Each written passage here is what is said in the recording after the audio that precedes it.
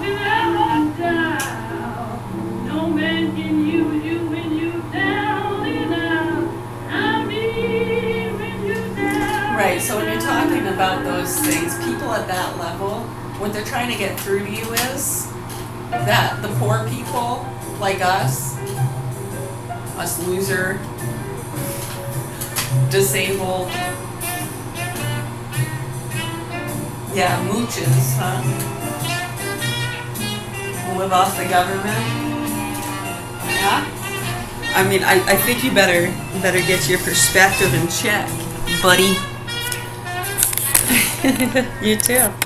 Thank you. Right, so what a lot of people are trying to get through to you at that level.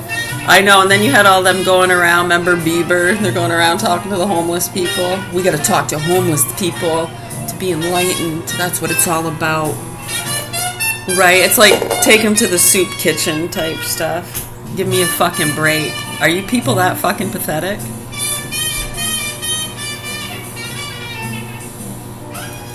Right, so what they're trying to get through to you is that people in positions, you know, no degrees, they can't really, usually no family.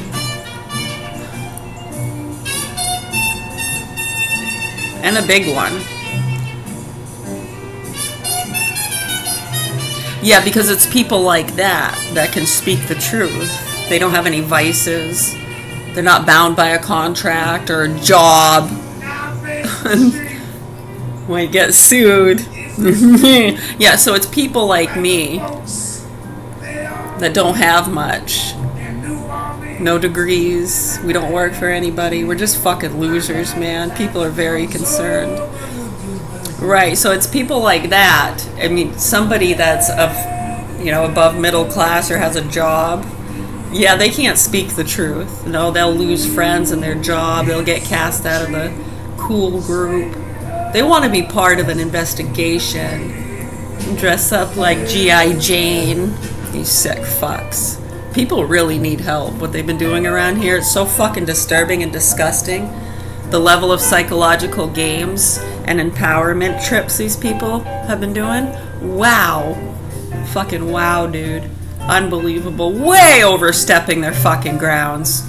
The lines were crossed many years ago, folks. We told them in 2012.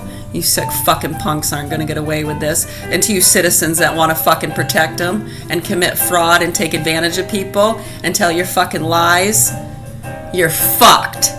You need help. It's a mental illness. So hopefully the proper authorities here in Augusta, Maine do what they're supposed to do to help these hostages.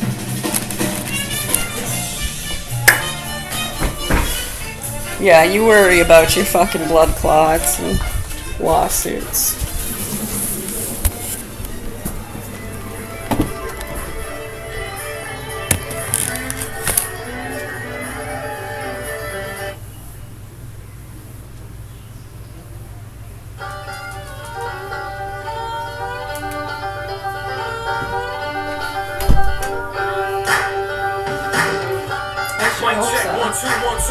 We're gonna go refill our water. Welcome to the church against the grass. Let's go.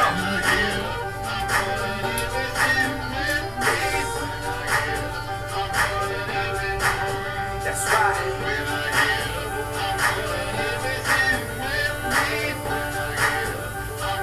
Welcome to the church against the grass. Woo! American music, choose it. Hennessy and moonshine, baby, just lose it. Heavy beats, bands, the scratches, the goat on the microphone, phone ashes. Straight flame, we can't match it. Reach for prime at birth, but never past it. Red to tones, baby, it's classic. Spit bars, allow my fans in it. It's a seance, ghostly flow, keep the candles lit. Swoop down like an evangelist. Tone Z, God MC. Now you like a motherfucker, pardon me. I spit bars from the cerebellum with ease while you're put ink to textures made from dead trees. I'm the Einstein of rhyme lines. After your simple affairs, you rewind mine.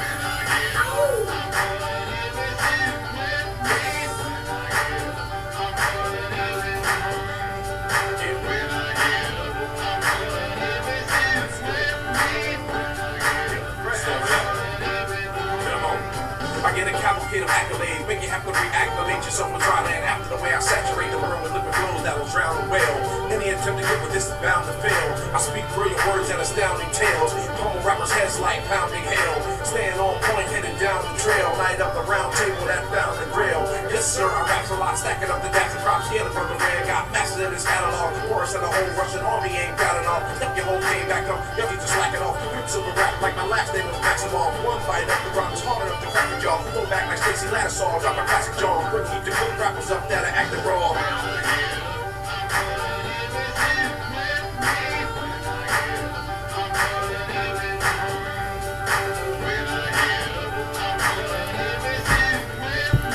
When I get old, I'm going everyone.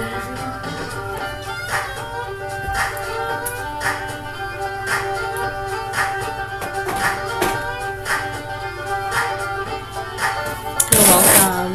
Hey, thank you.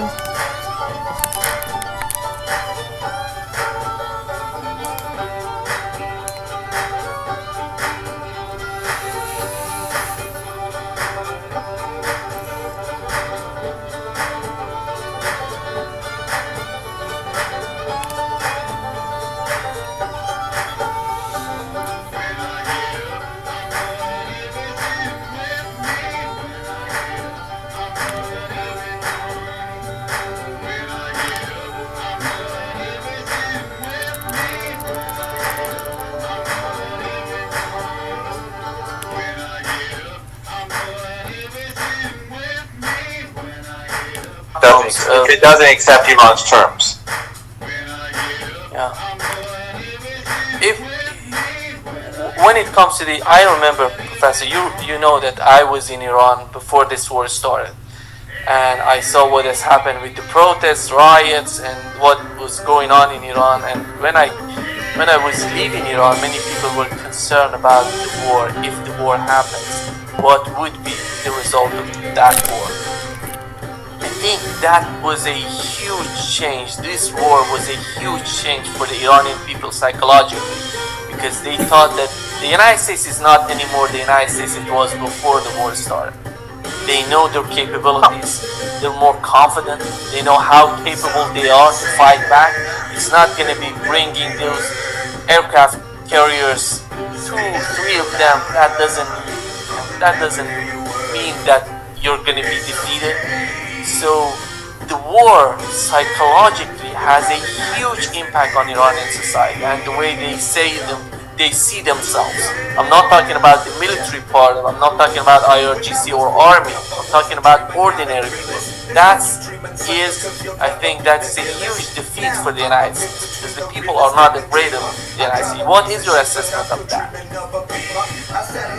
Oh, absolutely. And although there were many people who believed we would win the war, and I believe we would win, although I am very pleasantly surprised that we did better than I thought, but I thought we'd win. I thought it would be more difficult. Not that it was easy, I thought it would be more difficult. But Iran's victory being so clear-cut and decisive, where the entire world can see clear for sure that Iran won, that is a big thing. And the siege, of course, failed too. They were supposed to starve us, and they were gloating about starving us. Remember, like senators would go on television, say they have no food, and they're hungry, and like take pleasure, just like they take pleasure in killing Palestinians. Or starving Cubans. They're sick people, Epstein class people. But a lot of people thought we'd win. But I think that you're absolutely correct.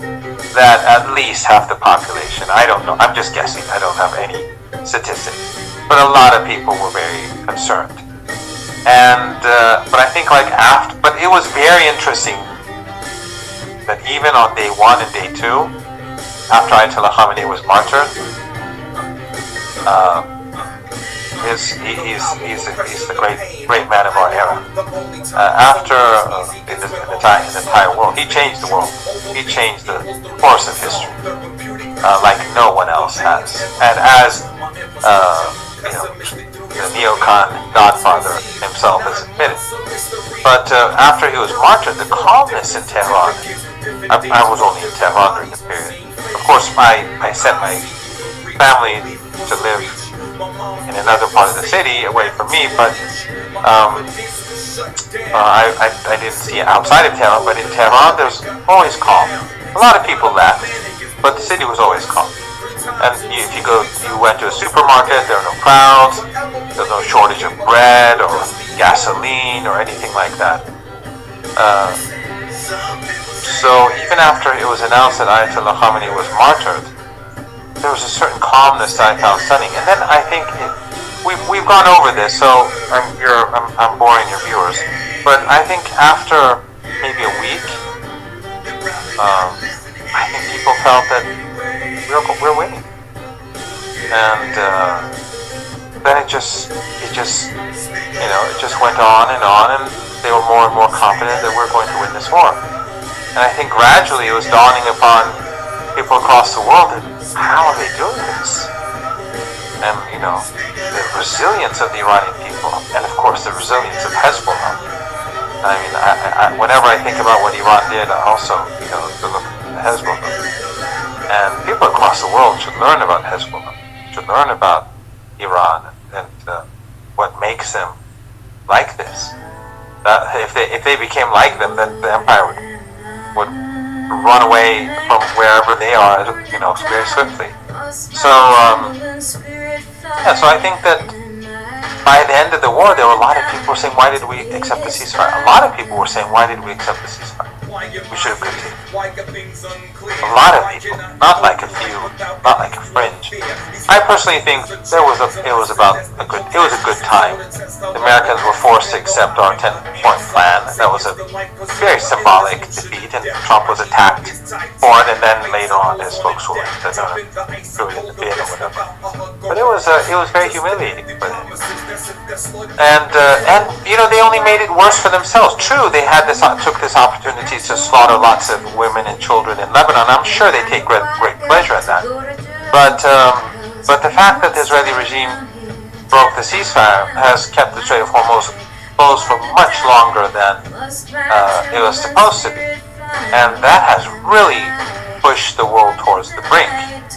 So if this fool Netanyahu if he had committed himself to the ceasefire back then, the world wouldn't be in the situation it is now. So he and Trump's weakness has brought this situation upon the United States, and this is a defeat much bigger, or at least when combined with the 39 days of fighting, this defeat gets bigger and bigger by the day. And that's the reason why Trump is accepting a ceasefire agreement that's to Iran's favor, not to his favor. And the nuclear issue and the sanctions will be dealt with later. I'm not saying we're even going to get to the second phase. No one trusts the United States. The United States is an untrustworthy regime. It always has been, but under Trump it's just a madhouse. But in any case, the deal I think is good enough. The second point is how those red lines which we had before all these rounds of wars started. We had some sort of red lines between Iran and Israel. No one would attack the other, but those red lines are not there anymore. That's why Iran attacked Israel. For the first time, Iran attacked Israel without being attacked by Israelis. So this is the new calculation in the region. I don't know what is the assessment on the part of Iranians, because it doesn't seem that Donald Trump would be able to change the new calculation that Iran put out, the new equation of the region, which is Israel has to understand that they cannot, because for decades, I would say for 2 decades, 3 decades, they're attacking other countries, destroying, killing people without having any sort of response from those people, because they're not capable. They don't have fighter jets, they don't have missiles, ballistic missiles, and Israel was so capable because of all those big people. Most importantly, they don't have the will, they don't have the resistance and resilience. I mean, Hezbollah doesn't have many of these things, but they stand up to the. I mean, there's a difference between Hezbollah and what we see in Jordan. There's a difference between Hezbollah and what we see in its opponents in Lebanon. There's a difference between them and the Al Qaeda regime in Syria. They have an ideological framework and belief that gives them a resilience and strength that allows them to stand up in this. But others, they don't have that. That's why I think people across the world should be looking to Hezbollah, to Iran, to the axis of resistance, to learn from them and see what is it that makes them what they are. Here is what the Prime Minister of Pakistan just tweeted. We are closer to a peace deal than ever before. With finalization likely expected in the next 24 hours, Pakistan is preparing for the electronic signing of the peace deal immediately after, followed by technical level talks next week.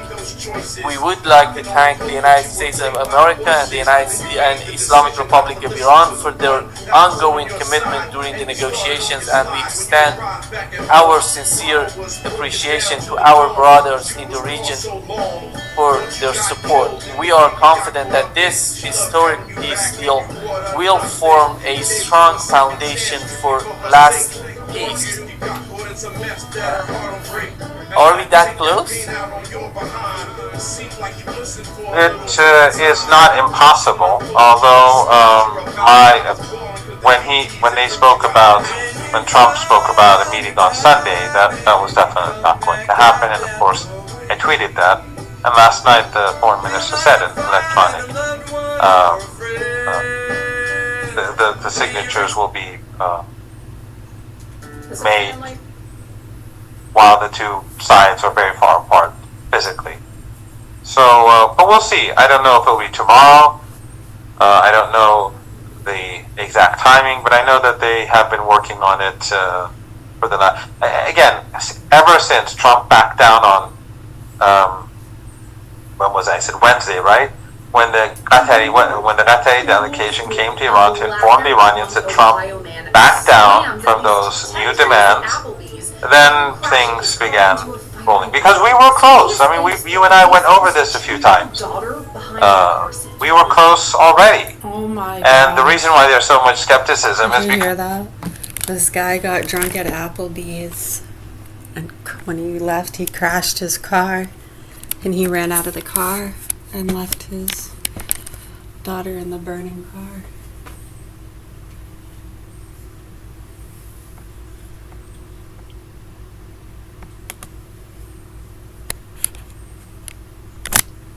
She was my world, and I lost her. A blackout drunk Ohio man slams at least 10 drinks at Applebee's before crashing his car into a fiery blaze. He escapes but leaves his 2-year-old daughter behind in the car seat. Your car's fully engulfed now. Fully engulfed. With Lily strapped in her car seat, basically burning alive. This is Scandal, presented by Law and Crime. I'm Sierra Gillespie.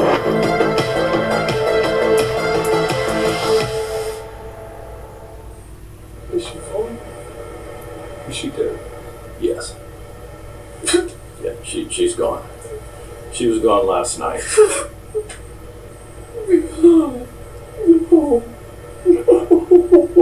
This episode is going to pull at your heartstrings. A 2-year-old, beautiful little girl dies in the most disturbing way by being burned alive in her car seat. And that alone is hard to stomach. But the details of this case make it so much more disturbing because it's the toddler's own father who is to blame for her death. I've been crying nonstop hysterically, and ever since I'm just hoping that this was all like a dream of my daughter being in that car. And it's not. I gotta live with this. Today's Scandal takes us to Lima, Ohio, about an hour and a half northwest of Columbus. And that was home to 2-year-old Liliana Stemmen. According to her obituary, Liliana, or Lily as her family called her, was an outgoing little girl. She was bubbly, friendly, and energetic. She loved singing, listening to music, coloring, and going for car rides.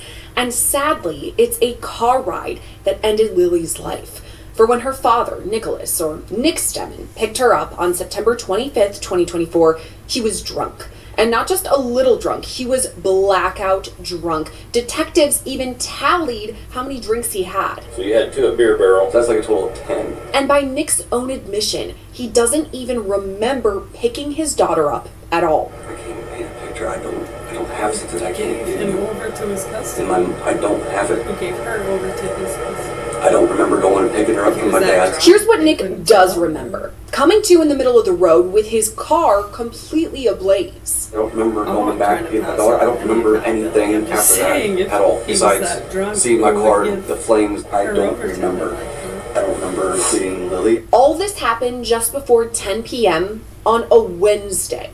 It was September 25th, 2024, and a driver called into Allen County 911 dispatch to report another vehicle that was driving erratically, crossing back and forth over the center line. The caller said the car was missing a tire and had caught fire. When Allen County Sheriff's deputies arrived to the scene, they found a 2013 GMC Terrain fully engulfed in flames and Nick Stemmen standing beside in the roadway. According to the court documents, when first responder Deputy Geis arrived on scene, she could smell an odor of an alcoholic beverage emitting from Stemmen's person. 60 days of negotiations actually to reach the final deal. Is that the calculation on the part of Iranians and the United States? Yeah, but no one knows what's going to happen, Nima. We don't even know if the deal is going to be signed. Nothing is for sure. This is Donald Trump. This is, the madhouse, the White House madhouse, So who knows? But then after it's signed, who knows if it's going to last a week, maybe 2 weeks, 3 weeks. Then, some people come up. Last night I was on the streets, and people would come up to me and say, "Well, what if they're not going to abide by the deal?" They don't. Then the Strait of Hormuz isn't going to be open. And the evidence is that when the Nazi regime, the Netanyahu regime, carpet bombed Lebanon, he just carpet bombed the country just to wreck the ceasefire, Iran said, fine. Those ships are not going through the Strait of